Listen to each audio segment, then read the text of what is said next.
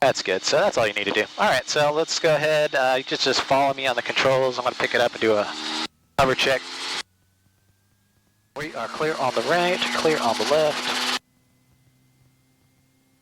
All right, so we're at, sometimes I teach the guys top of the green arc too. So top of the green arc is about 103, 104%. So that's fine. It doesn't have to be exactly at 100.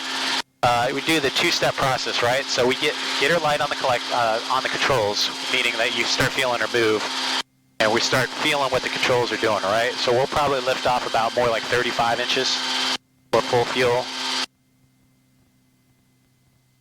So 36 inches we picked up, and I got to add a little bit of throttle. And we're hovering at 37, which is about what I figured.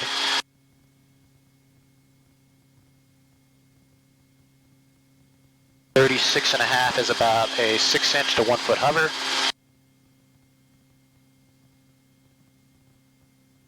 All right, let's do a couple pedal turns here. And you notice how much we got a little bit more manifold pressure as I started adding that right pedal, because we're demanding.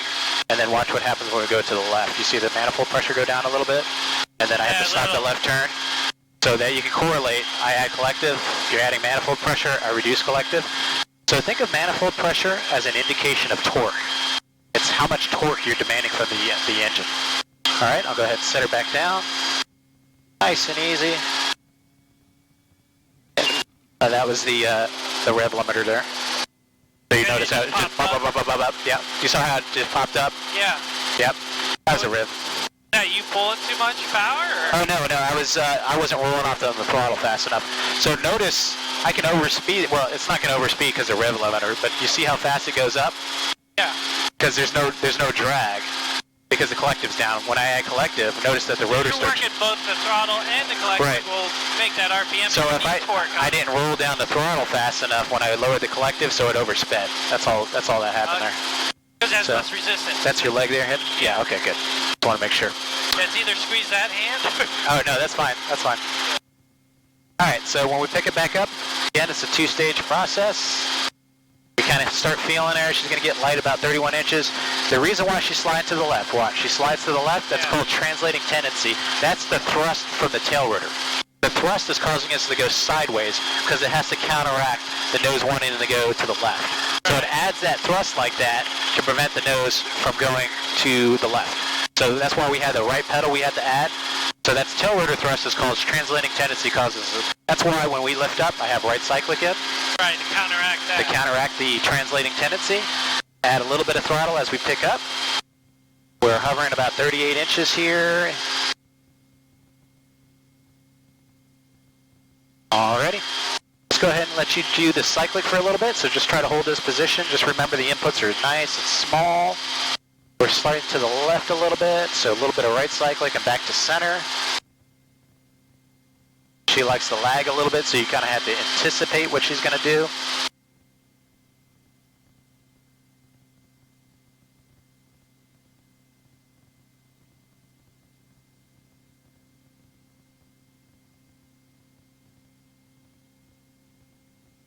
We're up about a 3-foot hover now, just giving you a little bit more room at 39 inches of manifold pressure.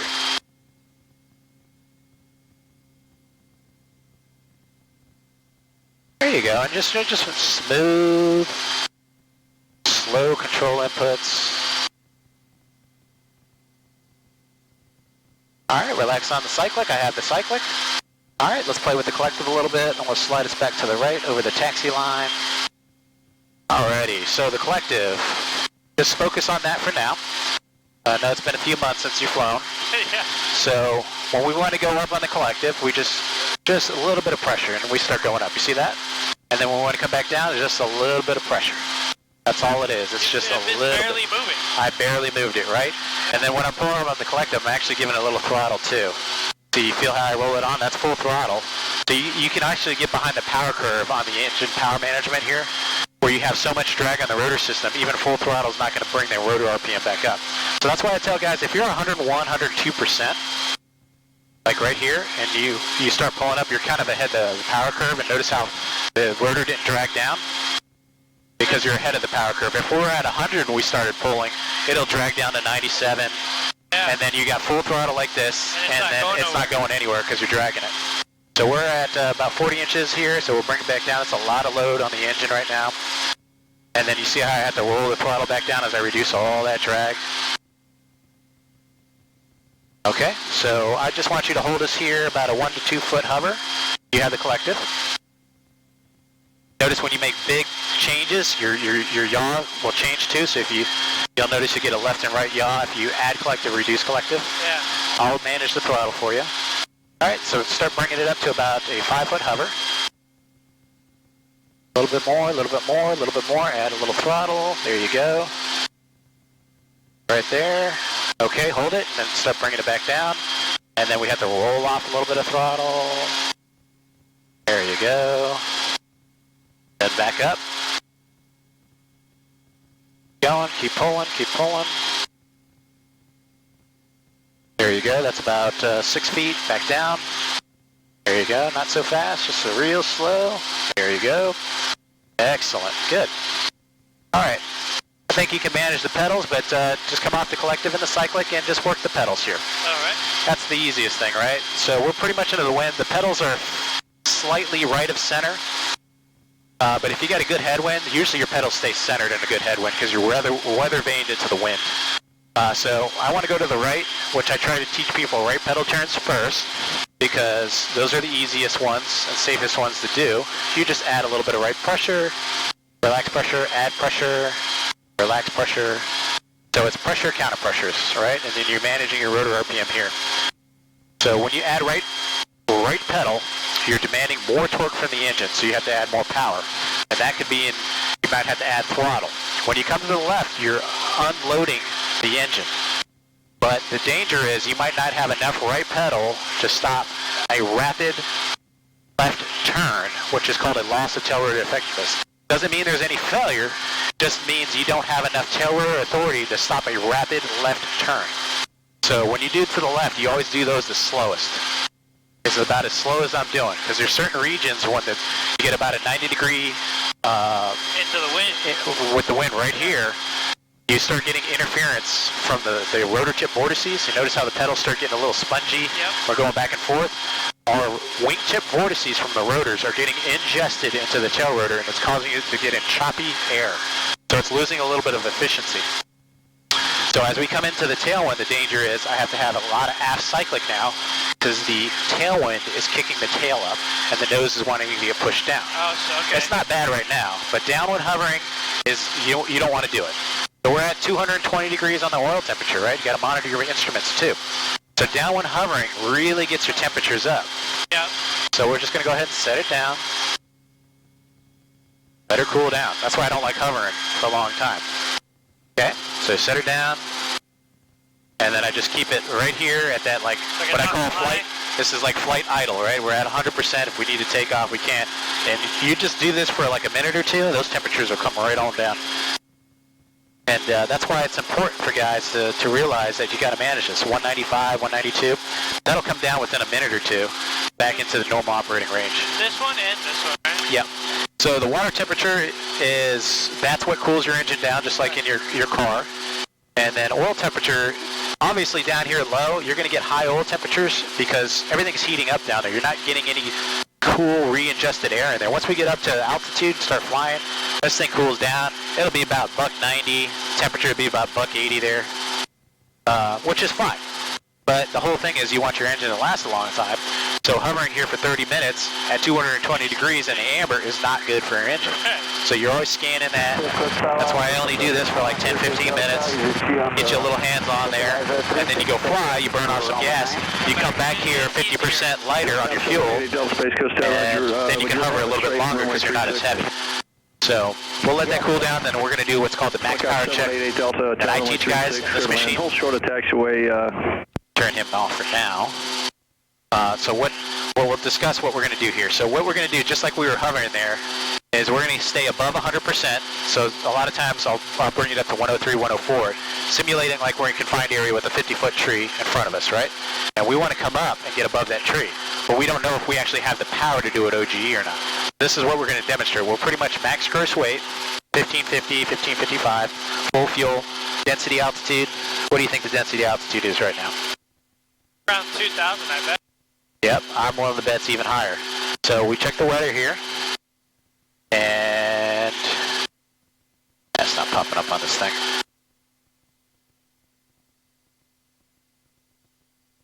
There we go. Let's see if it's on here. I'm willing to bet it's 2,000 plus. Hot as it is, yeah. Yeah, so probably 2,500 feet. So this aircraft's going to act like we're at 2,500 feet higher than we actually are. Temperatures are well within the green again, right? So we've sitting here for 3 minutes. That's good. So I have very iffy questions if we can even climb the 50 feet OGE hover. So what we're going to do is we're going to do that max power check, right? So you can come off all the controls. I want to talk through it. I'll get us to the high side of the green age, about 103, 104. We're right there. We'll start picking it up. I'm adding throttle, add throttle, add throttle. Looking at our manifold pressure, add throttle, add throttle, add throttle. Full throttle. We're at 40 inches. We got no more. 40 inches is the max, and we started to droop the rotor. It went to 99, so start coming down. So we got to about 30 feet, 40 inches of manifold pressure with full throttle. That's all we got. That was maxed out. That was maxed out. So I don't have enough power at a straight up hover to clear 50-foot obstacles. So with that knowledge, I know I'm going to use a couple different techniques to get out of there. Whether I climb up to 30 feet and start nosing it forward, or I try to get a little bit more room like we were talking about, like a run-up area, because all we need is about 50 to 100 feet to start coming forward in ground effect to get above ETL, fresh recirculated, non-recirculated air. Because right at a hover, we're recirculating all that wingtip vortices. Yeah, back down. Right in there, right? So as we get through effective translational lift, right? The helicopter climbs up faster. She's not re-ingesting all that recirculated air. She works a hell of a lot more efficient. That's why it's called effective translational lift. You feel a little bit of a shudder too as you translate through ETL. It's called transverse flow. So just imagine, hold the collective. You got that? Okay. So just imagine you have more horizontal flow over the forward portion of the disc as you go through ETL, but it's more vertical through the aft portion.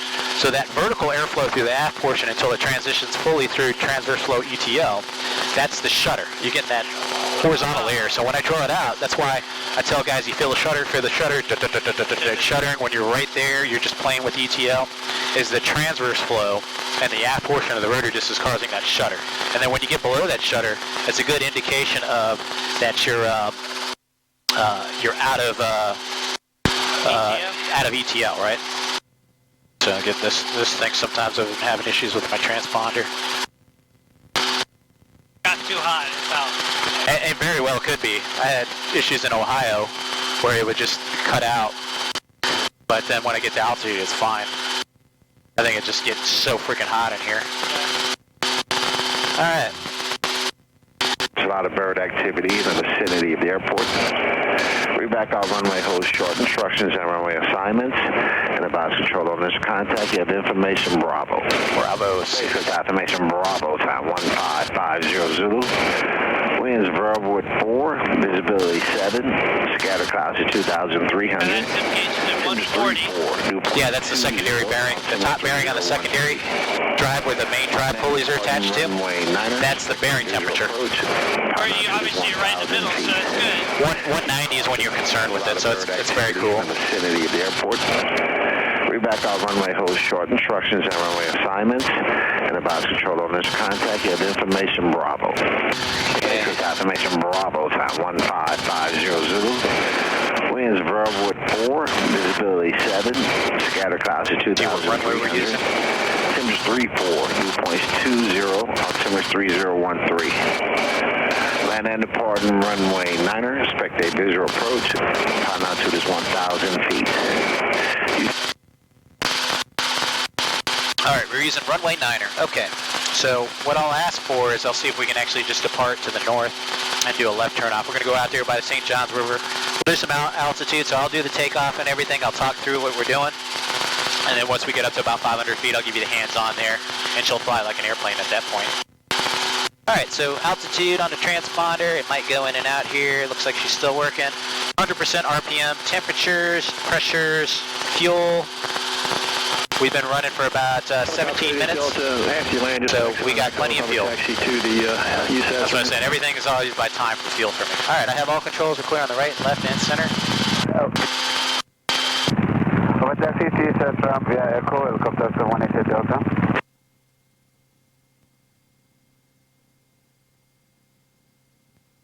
Space Coast Tower, helicopter 8006 Alpha.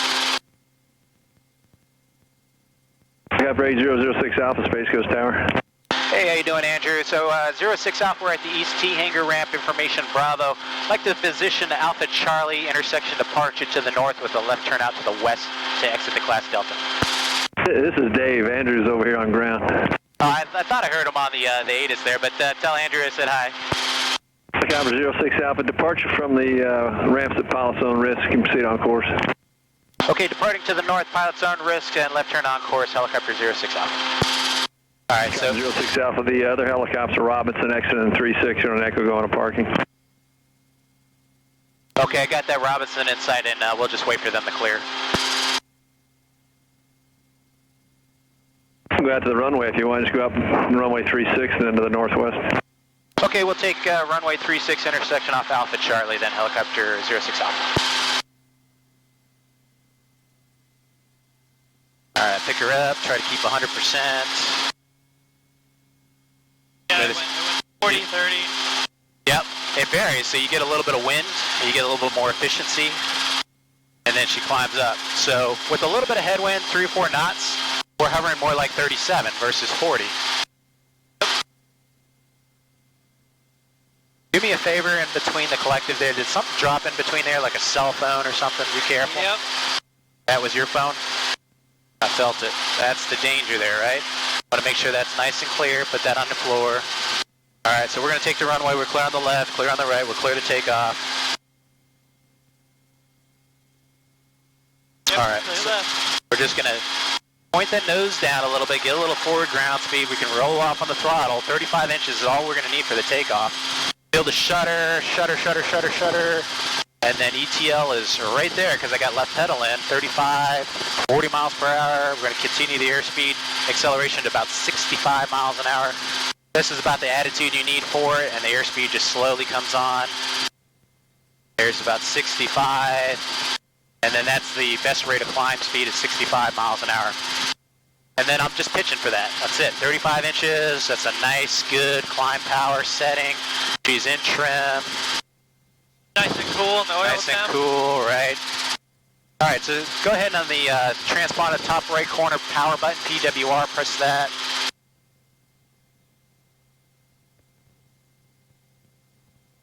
There it goes.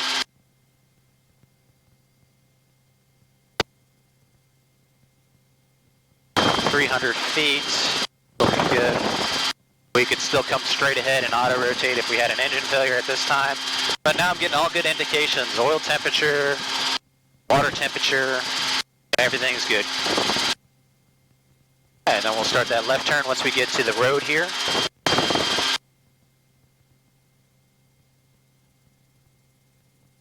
All right, you can start coming on the controls with me.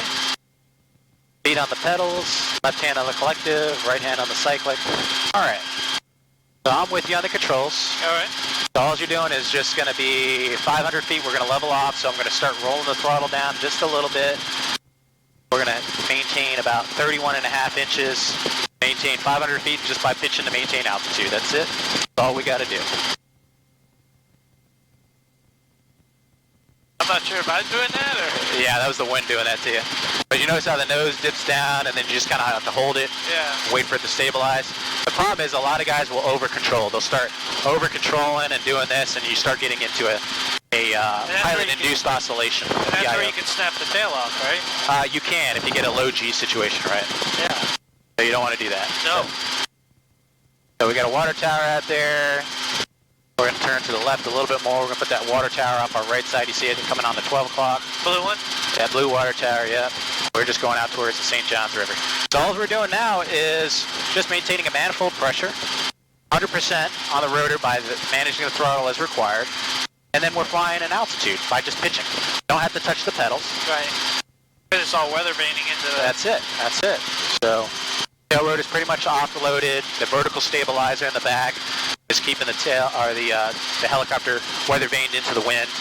So if we had a little bit of a crosswind, you'd feel like we're going sideways sometimes.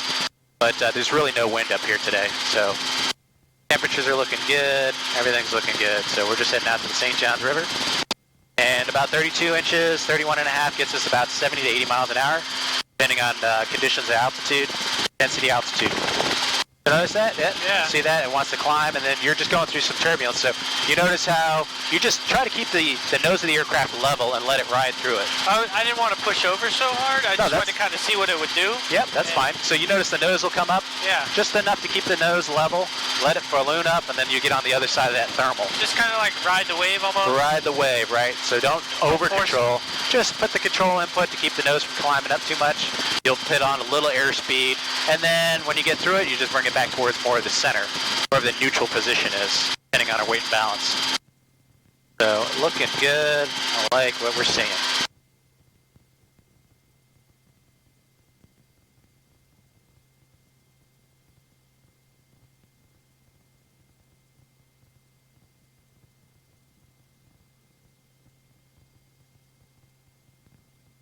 Crossing 95. Where's the bird? Right, this tiny bird who just went over the top. Okay. Yeah, we don't want to hit birds either. No. Yeah, we've got some golf courses here. This is that place called the Great Outdoors. Nice.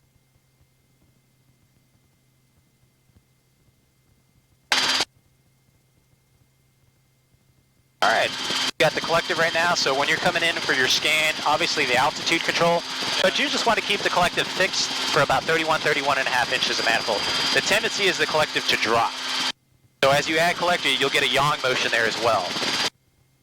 So the whole idea is to kind of find a good place, get your arm comfortable, but you also want to be prepared if you had an engine failure that you would have to bring the collective down. So you had a little bit of a dive, so you just add half cyclic and then forward cyclic as the nose balloons up because you're going through thermals here. Right. Uneven terrain, uneven heating of the Earth's surface. There you go.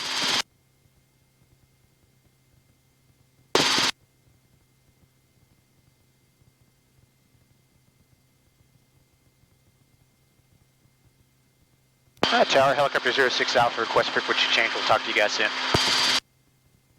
06 Alpha, exchange, please. All right, talk to you on the flip side. Thanks. So here is great for, you got all these like open holes and stuff, but you're going to just go to the river, take a right turn, and we're going to stay on the right side of the river and heading towards the north. That's the St. Johns River.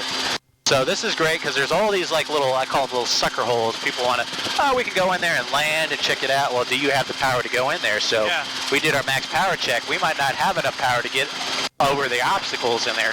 So now we know what we have. So that'll determine how small of an area. I might need a 50 to 100 foot wide area so I can get enough ground speed like we did taking off over the runway to get above ETL and then add that climb power to 40 to get above it. So you're kind of like coming forward and above the obstacle, the 50 to 80 foot imaginary obstacle. In this case, we're actually going to have trees. Alrighty. So let's try a little bit of altitude change. So when we do an altitude change, when you reduce the collective, you're always going to be thinking, I'm going to have to make a slight throttle change and a pedal change. So when you reduce collective, it's always going to be a rolling off on the throttle and left pedal and cycle.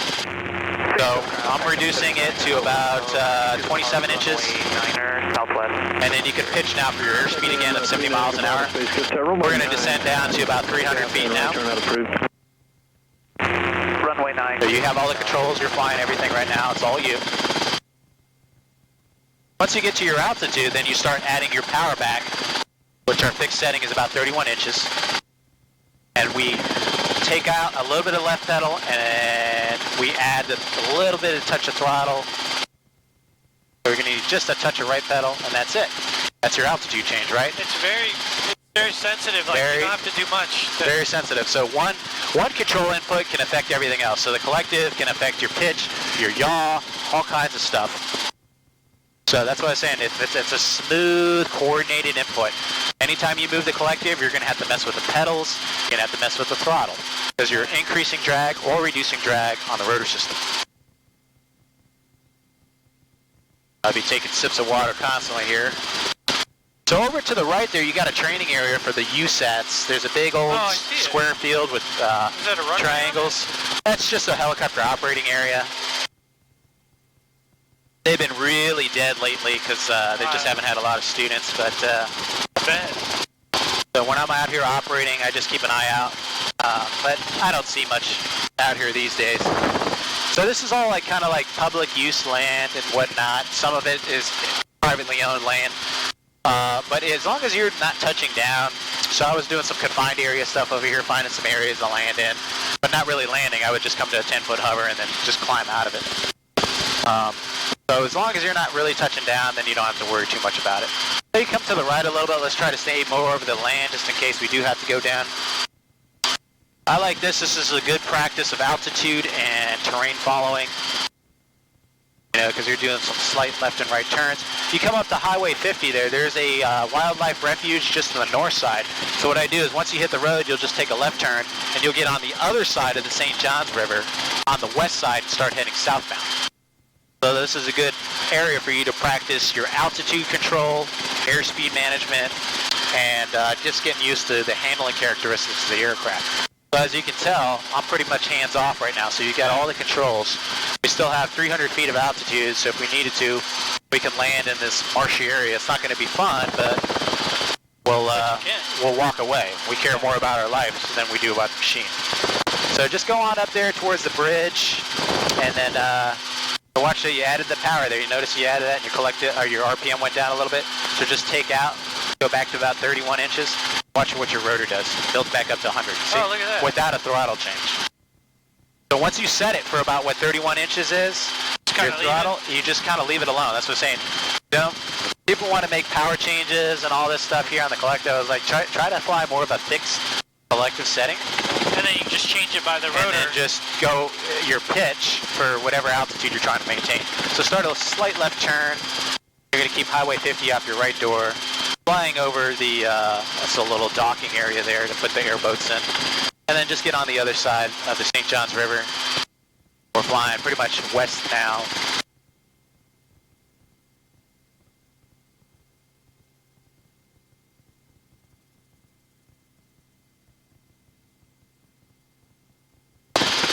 Alrighty, looking good. We're always scanning inside, looking at temperatures and pressures. 183 water temperature, less than 200. That's probably like more 192 on the oil temperature. Then the left turn south. You have the tendency you're adding a little bit of collective there. So just bring it back to 31 inches. That's all you're looking to do. See? And you notice when you made that change, you had a yaw motion and all that too. Yaw and pitch motion changes. So you're looking outside 75, 80% of the time, and then coming in and you were looking at all our gauges here, temperatures, pressures, all that good stuff. There you go. So just come that was me pulling because we were going That's like subconscious. Yeah, you just, subconsciously, you're going to want to pull up when your nose is coming down because you want to get away from the ground. All you need to do is make a cyclic change and leave the collective fixed. So right there, that's it. So as part of your scan, you're coming in and looking outside.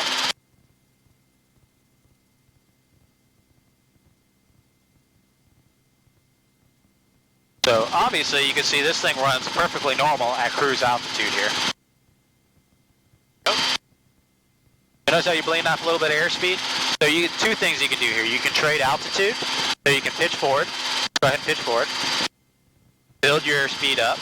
You're trading a little altitude for airspeed. Right. And then whatever your airspeed you get, maintain the new altitude. So 60 miles an hour is fine.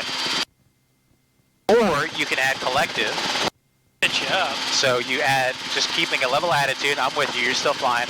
Little throttle, a little bit of right pedal. You're adding about an inch or two. We'll start a slight climb. Little throttle. Now we're at 35 inches. 35 inches is a good flying power setting. Still looking outside.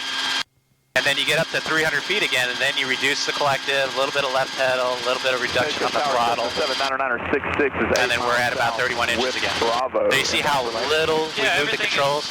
Very minute, but giving you something to point a manifold pressure is it's very useful for people that are still learning.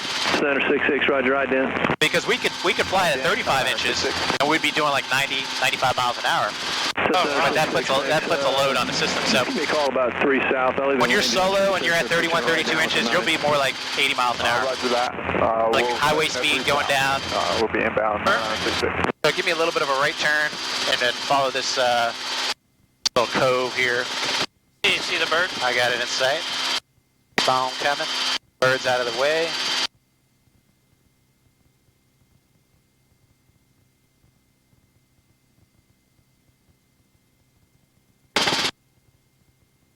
Beautiful out here. Oh yeah. Yeah, I was out here 2 days ago. I was out just flying all over here looking for little areas, little spots. I just flew for an hour by myself, just like looking at stuff. Come into a hover in one of these openings in here somewhere, just check things out, come out. That's a lot of fun. Okay, so just keep following it around. We're going to keep going down until we hit 528. So you're going to cross over some power lines down here. So you can see the tall wires, St. John, the river cuts through there. That's your aim point. So anytime we cross over roads or wires, all roads have wires. That's what we're always thinking, right? We always want to be cognizant. We don't want to cross over roads low level unless we're 100% sure there's no wires. Because most roads have power lines that parallel them, right? Right. Anytime we cross over a wire, we want to cross over at the pole. Not in between the poles, because you don't know if there's an invisible wire that's hanging between those two poles that you might hit. But at the pole, it's not... At the pole will guarantee you wire clearance. So we always cross poles at the wires. So as we come up to our intersection here, we're going to have to make a slight altitude change. Probably about 400 feet will clear everything, no problems, with more than enough ample altitude. So when we make an altitude change, we're going to start slowly adding collective and throttle simultaneously. So about 35 inches. We'll add a little bit of right pedal to get it back in trim.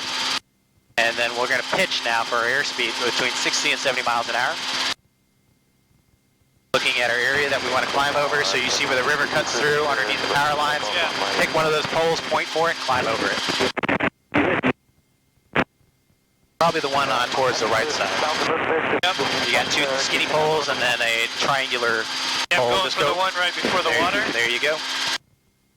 Point right through it, and you're going to climb right over it. You got plenty of clearance now. Level off at 400 feet. So reduce the collective to 31 inches. Roll back on the throttle slightly. You notice how you just rolling the throttle is enough to reduce the manifold pressure. Maintain your altitude now. And cross directly over your pole. 136, correct? 36, clear land, hold short runway now. Clear to land 36, holding short of runway. And now you can see all those wires on the top, very almost invisible until you get over them. So you're right there. So you're right there. And then once you know you're clear of the wires, then you start coming down to lower altitude flying again. So power reduction to about 25 inches, so reduce your collective. It's going to be a little bit of left pedal. Roll the throttle down slightly. Follow the river to the right. There you go. Reducing the collective. Pitching now for about 65 miles an hour. And then about 200 feet this time. And then bring your power back in. Slight right pedal. 31 inches. 100% on the rotor. And just follow it on the right side here, staying over the land.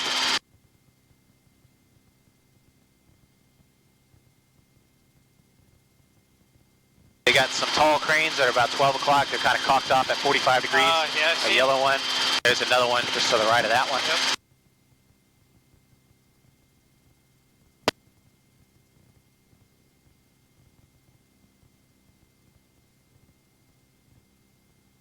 All right, let's start that power change now. Let's increase to 35 inches. Pulling on the throttle just a little bit, just a little squeeze, a little bit of right pedal. There it is. Now we're pitching 70, 65 miles an hour.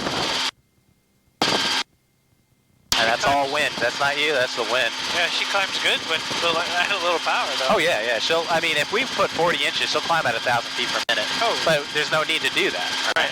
Up to the left here, we're going to stay to the right side, the left side of that crane. And we'll keep following it down so we can get the late onset. 1 to 2 o'clock a mile. What's our time on the 800 fuel? straight into runway We've been 36. operating for 37 minutes. Victor, we'll have a lookout. So it's already showing like we're freaking empty. I know. And then we do have a backup. You're fine. When I As lean long forward, as you're going to have to add some mass cycle. See that? How sensitive the CG Off your right here, is? We shortly. burned 7.3 gallons, give or take. Cessna 23 Victor, if you want flight following Orlando's on 132.65, frequency change approved. 134.95, thank you. No, sir, 132.65. I know, I capped her, I topped her off, so we got about 16 and a half. You saw that? And then boom, boom. See what you did was perfect. I didn't even have to put any inputs. Now that you're at your altitude of 500 feet, we'll just roll the throttle back a little bit, 31 inches on the manifold, follow the river to the left. That's it. Now you're just pitching to maintain 400 feet now. 400 feet, just pitch whatever to maintain that. Yep. There you go. These airboats. Oh yeah. All right, I have all controls. All right, yeah. So reducing the collective, left pedal, 25 inches, roll back on the throttle a little bit.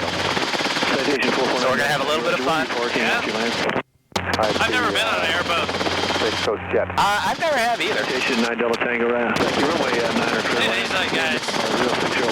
Hey, no joke. Yeah. They may come help you if you get stuck out here. Well, that's what I was saying. So This is cool. now this is low-level flying. I don't condone this with my students unless you know what's going on, especially the danger of low-level engine failure. A lot of times they don't hear you. Yeah, well, they got that loud engine. They got that loud-ass engine. I'd much rather be in this than that.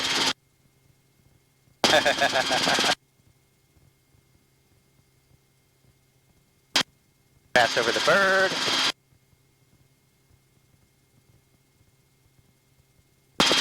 Cessna 966 left on Charlie, just stay with me, taxi ring. I bet they would come help you if you got stuck. Oh yeah, absolutely. That's why this is a great area to train and operate in. There is the dangers of the birds and everything, but when you're at 300 or 400 feet, you're well away from all those. But here, like I said, we can just do a low-level auto, put it down in one of these marshy areas.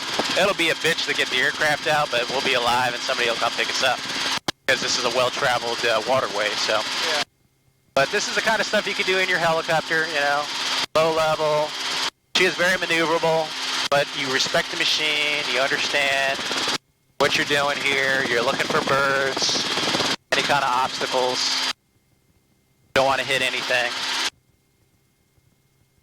But you can have a lot of fun with your aircraft. Yeah, once you get comfortable and you see the big picture, yeah. Yep. You're looking at everything, you're looking at your instrumentation.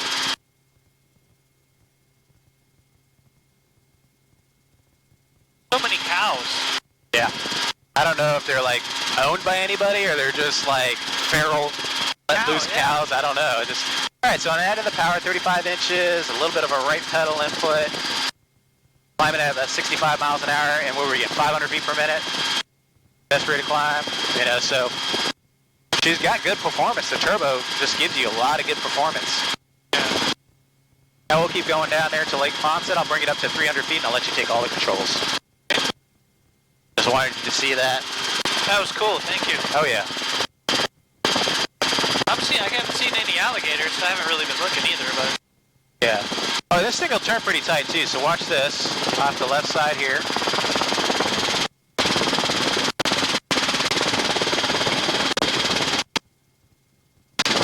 Yeah. You can turn her around pretty good. I'm trading off a little bit of altitude to keep the airspeed up above 60. And a little spiraling descent, but put it right on top of somebody there and check it out. Look at alligators or whatnot. Yeah. But people are like, oh, I could just hover up here at, 300 feet. That's not a good idea. Now, you can train to do zero-speed autos, but that forward airspeed, if something happened, you just reduce the collective. Right, you already have all that energy. You have all that, you got that altitude to help you out. So, we had an engine failure, just reducing the collective, keeping her in trim, come on down. They'll be on the ground really fast, but flare, cushion, But you don't need a big area to... You don't need a big area to put it down. So all of these little wet marshy areas on solid, well, I wouldn't call it solid ground, but at least something that's somewhat firm, Right. are all good potential set down points. Okay, so look at you up about 300 feet. Slight reduction in the power, left pedal, about 31.5 inches, maintaining 300 feet. Come on all the controls. Okay. You have all the flight controls. Control.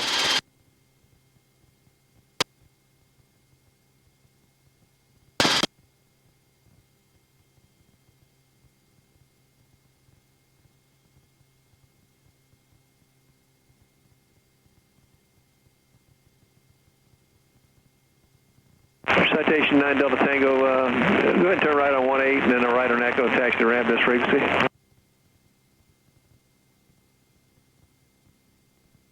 So you can see, like, guys are like, man, are you scared flying this slow? I'm like, 300 feet, I'll do 300 feet all day long. Yeah.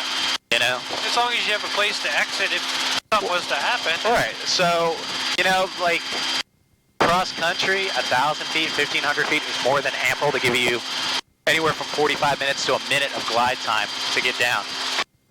Because at 1,500 feet, you're descending at about 1,400 feet in a steady state auto per minute. So it's a minute ride down. 500 feet, yeah, it's about 20 seconds, 20 to 30 seconds. But it's more than ample. Because I'm always looking for a landing area if something happens. So just cross right over the bridge here, keep that inlet on the right side, and then you're just going to come down and we're going to just kind of do like a 180 back around back to the north. Yeah, I was going to aim for these poles right here. There you go. So right, so you got the triple 4 poles. Yeah. Perfect. Already instilling that in you. Yeah, I don't feel like dying today, so... Yeah.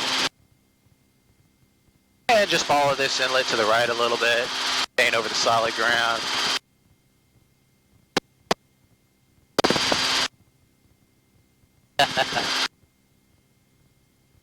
Everybody's out playing today. Yeah, it's weird having weekends off. You see what people do. Oh my God, yeah. It's like, what's a holiday? What's a weekend? Yeah. And yeah, having all this time off has been awesome. Yep. All right, so just a gentle 180-degree turn, concentrating on, we come in on our scan, maintaining 300 feet. That's like basic instrument attitude flying kind of thing, you know? We're looking at what our rotor disc is doing through the horizon. I'd say this is about a 20-30 degree left bang. But we don't have an attitude indicator, but you can see how the rotor is slicing through the horizon on the left side. Give you an idea of how many degrees of bank. That's good. Finger diving. Pick a poles, set of poles that you want to cross over. Right, you see those two right in front of us? That's it. And then just follow the river back towards the north. Left downwind for runway 9 report midfield. Okay, left downwind for runway 9, report midfield, Cirrus 113. Okay, that's working again. So honestly, I think this thing gets so hot in a hover because it was failing at me a lot up there because these guys wanted to do hover training with me, and I'm like, dude, we're gonna, 10, 15 minutes, and we got to go do a pattern because it's too freaking hot. Yeah, you're wearing the aircraft out too. Yeah, and you're wearing your body out. It's just, I mean, I can fly up here all day long. It's comfortable. Oh yeah, great. These seats aren't that bad. I mean, you do get a lot of that high frequency vibration. You start feeling that in your butt after a while, but The massage. yeah, it's a little ass massage.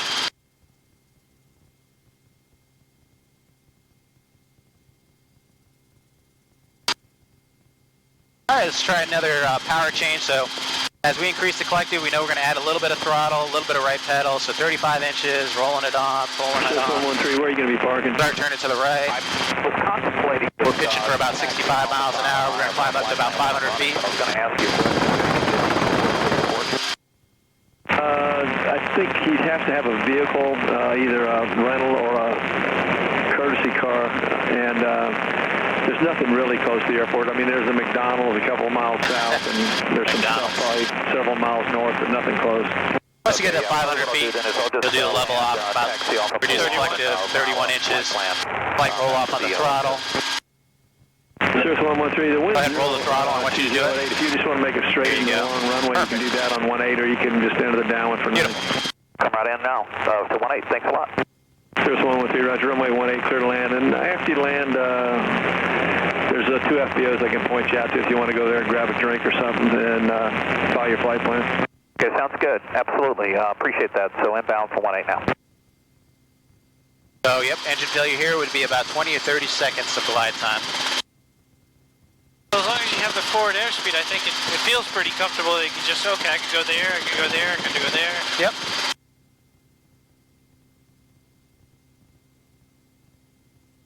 A little bit more on the power, about 31 and a half, 32 inches. That'll give us a better cruise speed, and then just a little touch of throttle. You notice how the throttle adjusted it right there? It came up with just the throttle. Yeah, I was trying to tweak it slowly. Yep. So if you do a slow tweak on the throttle, sometimes you can get that half inch, 1 inch of manifold pressure change without even moving the collective. And then all you got to do then is just pitch to maintain your altitude. You'll notice your airspeed build up, 70, 80 miles an hour, and you'll be good to go. 31. What I'm looking for. Yeah, 32 is fine. I'll give us a little bit more smash or airspeed, as I say. A little smash on the aircraft. Alrighty, so the airport is at about our 2 o'clock. I'm going to go ahead and direct to on the 4 flight here. It's on a heading of... Doesn't say it on this one. I guess I got to put that option up. Let's see. We want, no, not ready to turn. I'm inside here for a sec, so you're still flying. About 040. Cirrus 113, there's an FBO off to your right. That's Space Coast Jet Center. I know they have drinks and light snacks. And then there's one off to your left. That's U.S. Aviation Jet Center. I believe they have the same. Either one's fine if you want to just go there and then follow your I-4. Okay, that sounds good. I'll make a right turn here. Head up to the FBO there. Okay, yeah, just make a right turn and just stay with me the ramp. When you're ready to leave, just give ground a call 120-185. Okay, we'll do 120-185. Okay, thanks for all the help today. Yeah, no problem. I'm going to listen to the ATIS. We're about 8.4 statute miles to the southwest. Broadwood 4, visibility 7, scatter clouds at 2,300. Temps 34, dew points 20, altimeter 3013. Land and departing runway 9er, expect a visual approach. Time altitude is 1,000 feet. Use caution. There's a lot of bird activity in the vicinity of the airport. Reback all runway holds short. Instructions and runway assignments and about controlled information Bravo. Space Coast Affirmation Bravo, time 1550 Zulu. Alright, information Bravo. Still. Yep, so 12:30, yeah, they switched over at 12. So about 50 minutes of runtime. Going about 9 gallons burned. 50-52, so yeah, that's our burn rate. It's about 9.5 per hour. Not too bad. Not much wind up here. I would say maybe 10 miles an hour coming out of the west. I'm sorry, out of the east, because we're doing 52 ground speed and about 60 miles, 62 miles per hour indicated. So, winds are very light. Now just imagine you're out here with, 20 plus knot headwinds and That's got to be tough. you're like, feel like you're going backwards. With the helicopter, you can kind of adjust your altitude enough to maybe get out or get in. For the winds, I would imagine. Oh yeah, sometimes you're just flying lower is actually better. Stay out of the winds.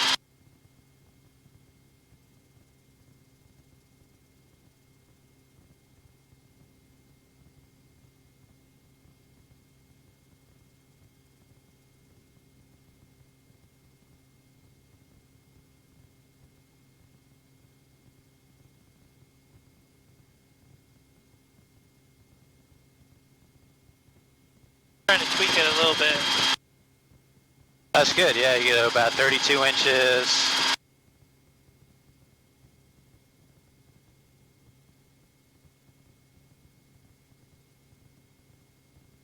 Actually, you get pull just another inch of manifold pressure.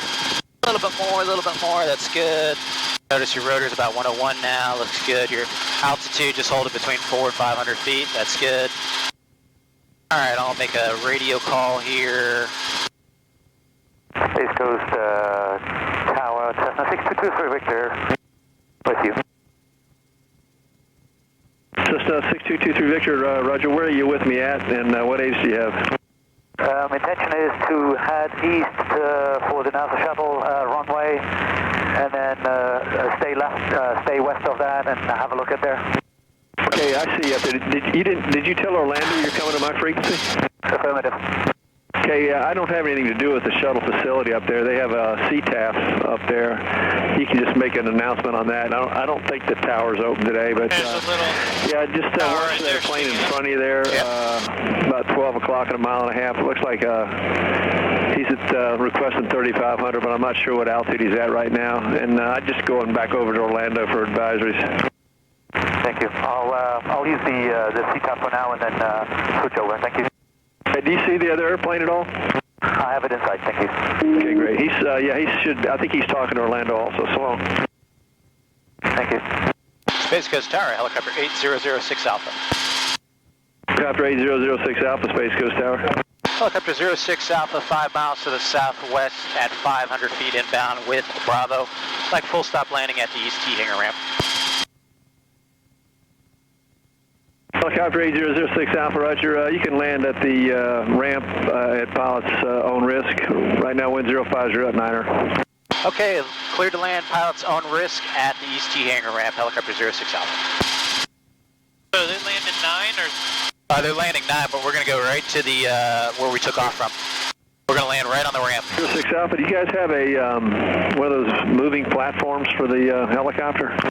I do, but what I'm using right now is just a cart. You put the cart underneath the helicopter, and it picks up the aircraft, and I hook it up to my golf cart. But I do have both. Okay.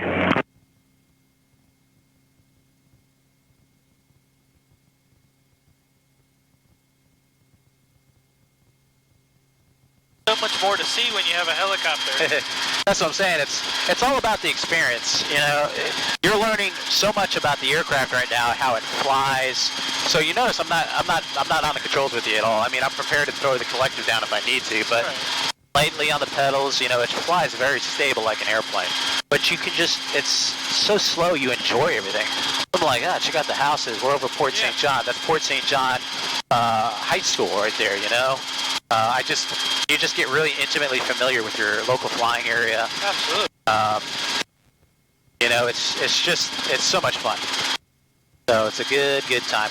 And you notice you're getting over a built-up concrete jungle now, so you get all those thermals, uneven heating down here. So that's perfectly normal. It's nothing that you're doing to the aircraft. It's all the thermals, uneven heating that you fly through. Yeah, it's just like an airplane. Does the same thing. Goes up, goes down, just let it ride. I mean, if you were at 1,500 feet, it'd probably be a little less, but you might be fighting more headwinds up there. So 500 feet is a good, nice altitude. So you can kind of see where we took off from, those like 1, 2, 3, 4 hangars on the kind of south side. Yep. So that's good. Or just point towards that. As we get a little bit closer, I'll take the controls and I'll just have you feel what I do. Number 563. Another set of wires, so just go ahead and pick yourself a set of poles across. Right. The edge of that lake and that wire right next to that. I gotcha. Looks good. 631 Echo Space Coast Tower, Roger. What ATIS code did you have? Information Bravo.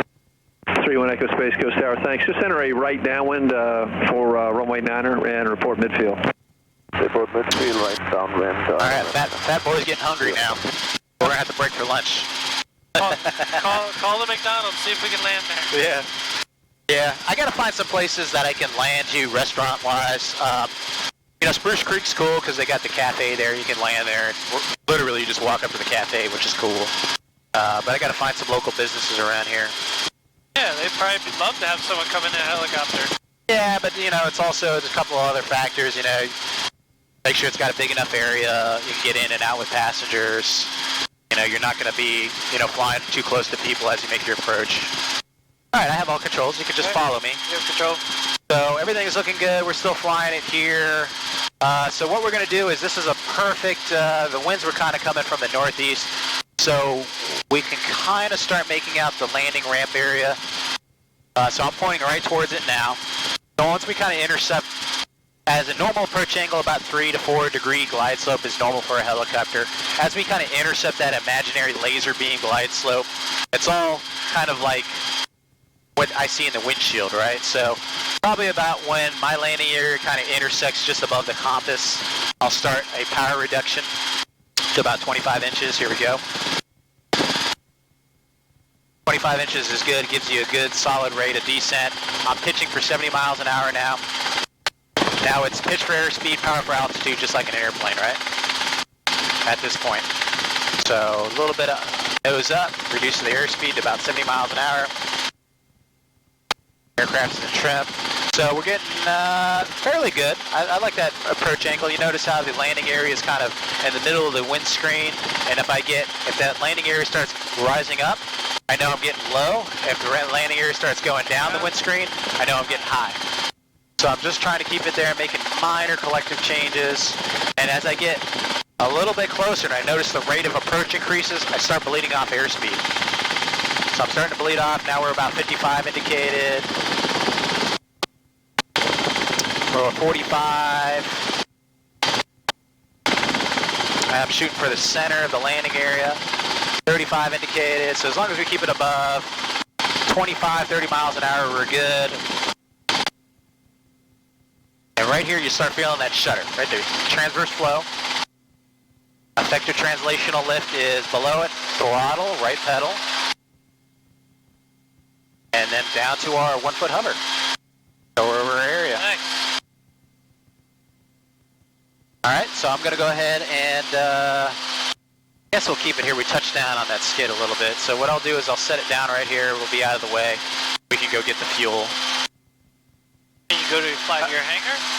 No, we'll just keep it here. I'll run the golf cart to the hangar. Actually, let's do a little hover practice here now that we're not as much power demand. Okay, so come on all the controls. All right. So right now, I just want you to hold this location. I'm lightly on the controls with you. Need a little bit of right pedal. Put you in that right pedal. There you go.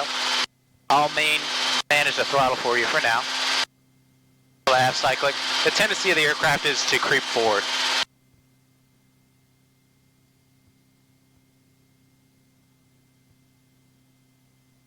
Try to keep your nose pointed at the hangar right now. I'm sorry, the tower. A little bit of right pedal. A little bit of right pedal. There you go. We're at about a 3 foot hover here. All right, let's point at this hangar over here to the right. It's a little bit more. That's it. Good pedal control. Very smooth inputs on the cyclic. That's good. Cessna 31 Echo, I have you in sight. Where are you parking? All right, hold that position. Would like to do a touch and go, sir. All right, so now we kind of creep forward, right? So I want to go backwards. I'm with you on the controls. 31 Echo, Roger. Runway So we're going to go aft, for touch center, and go, and then aft, right turn center, south on approach. aft, center, aft, center, aft, center, aft, center. No, how we're creeping backwards. And then when we stop, little forward, Squawk VFR. center, forward, center, and then we hold our position. Okay? Yep. There you go. Stop that left turn. I have all controls.